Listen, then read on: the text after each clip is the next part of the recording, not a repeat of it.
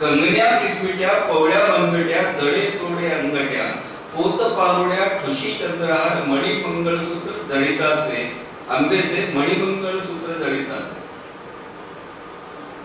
काही दागिने आज कारवाई झाले नाही रस्ती करतात. म्हणजे या दागिन्याचं नाव बघा, हारपर एवढ्या चापे कळ्या मोहन माळ पुतळ्याची. मोहन माळ आहे पण हारपर एवढ्यांची माळ काय ती आज वेगळ्या अस्तित्वात नाही, तो दागिना संपून गेला. पण हारपर एवढ्या चापे कळ्या मोहन माळ पुतळ्याची तरी शोभती कंठी मोत्याची बरमाळ कवड्याची काळी सावळी रमा भोजिली नाकी मोती शोभे सुंदरी हळद पिवळी कुंकू कपाळी कानी फुले झळकती मूद राकळी फुले मुखविली वेणी कुंकुती शिरी मुकुट झळकतो किरण पडते आंबेच्या मुखावरी. आता ही किरण आंबेच्या मुखावर पडण्याची वास्तुशास्त्रीय कल्पना म्हणजे सत्य. ते मी पुढे सांगेन. किरणोत्सव या नावाने तो उल्लेख केला जातो. दक्षिणायनामध्ये आणि उत्तरायणामध्ये विशिष्ट तिथीला 3 दिवस सतत किरण महालक्ष्मीच्या मंदिरात मुखावर येऊन पडतात.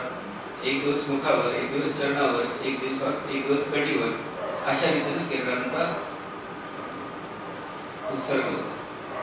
आणि म्हणून त्याला किरणोत्सव या नावाने ओळखलं जातं. त्याच्या तारखा ठरलेल्या आहेत, तिथी ठरलेल्या आहेत आणि त्या तिथींनाच आज तागायत तो पूर्णोत्सव होत असलेला आपल्याला दिसतो. ती किरणं येऊन पडतात आणि ज्यावेळी ती किरणं येऊन पडतात त्यावेळी देवळातले सर्व दिवे घालवले जातात आणि मग त्या किरणांच्या प्रकाशातच महालक्ष्मीचं जे रूप दिसतं ते रूप अत्यंत प्रसन्न, अत्यंत शांत, अत्यंत तृप्त आणि आपल्याला देखील अत्यंत समाधान करणारं असतं.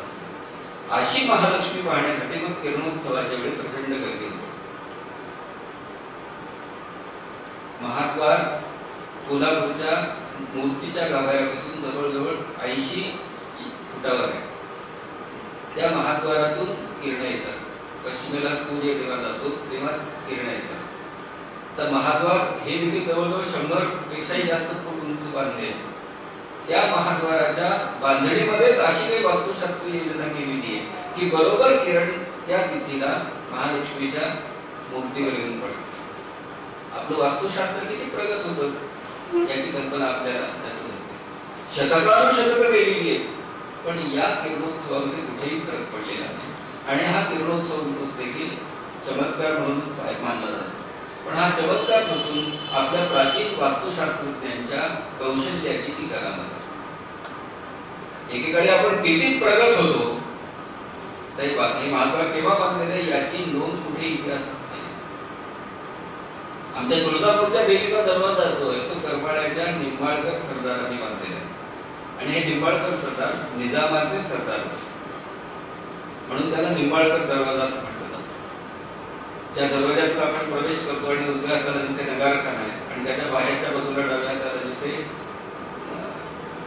गणपती आहे, सिद्धिविनायक आहे, तो दरवाजा म्हणजे निंबाळकर दरवाजा. तो केव्हा बांधला गेलेला आहे? तो अलीकडे इसवी सनाच्या 13व्या-14व्या शतकामध्ये बांधला गेला. याच्या पलीकडे तुळजाभवानीच्या मंदिरामध्ये प्राचीनतेचा भाग फक्त गाभाऱ्यापुरताच.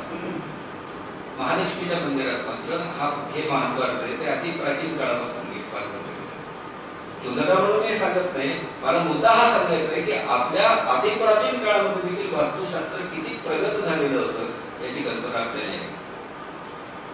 आणि खगोल विज्ञान आणि वास्तुशास्त्र यांची सांगड घालण्यामध्ये आपले वास्तुविशारद किती तज्ञ होते याची कल्पना आपण करावी. यासाठी ही तुलना. या सर्व देवता एकरूपी आहेत म्हणून एकापेक्षा दुसरी तो, दुसऱ्यापेक्षा तिसरी तो असं काही आपण तिथं मानायचं कारण नाही. आपण वास्तुशास्त्राविषयी बोलतो, देवतेविषयी नाही. तेव्हा मुकुट झळकतो किरण पडते आंबेच्या मुखावरी रंकाळ पद्माळ कपिल तीर्थ वरुण तीर्थ विष्णू तीर्थ लोणाळ काशी मनकर्णी इंद्रकुंड विशाळी प्रयाग महात्व स्नान करायला. कोल्हापूर पंचगंगेच्या तीरावर वसलेला आणि पाण्याचा देखील प्रचंड सुकाळ. आता ही सगळी तळी त्या कोल्हापुरामध्ये होती. त्यातली काही बुजवण्यात आली आणि आता त्या ठिकाणी मैदानं करण्यात आली, इमारती बांधण्यात आली. पण कोल्हापूर सिटी ऑफ लेक्स असं म्हणून ओळखलं जातं. तर तळ्या